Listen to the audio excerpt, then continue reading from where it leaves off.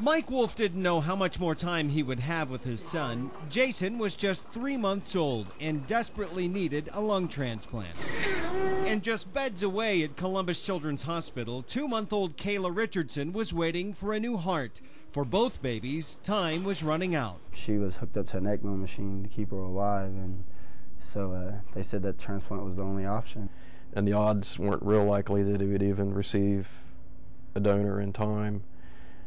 It was just heartbreaking. Jason's family had already decided that they would donate their son's healthy heart if the worst happened. But then, doctors learned that an infant heart and lungs had suddenly become available from out of state. Of similar size, with appropriate blood types for all this to work. And so it is really quite a rare event because everything has to fall into place. And in this case, it did. Here's how it worked. Surgeons at Columbus Children's Hospital took the heart and lungs from the donor and put both into Jason. For technical reasons, for baby Jason, a heart double lung transplantation was a better solution for his disease, even though his disease was primarily the lungs. Then they took Jason's healthy heart and gave it to Kayla.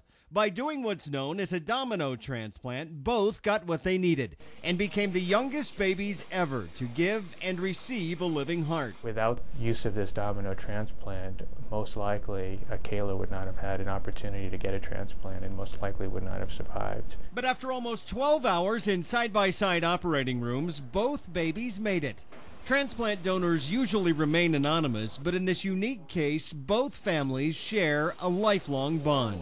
I'm close to Kayla because she's my daughter, but I also feel close to Jason too because it feels like we're so connected now. To see the children right now smiling and looking at mom and dad, and that's really the miracle of transplantation.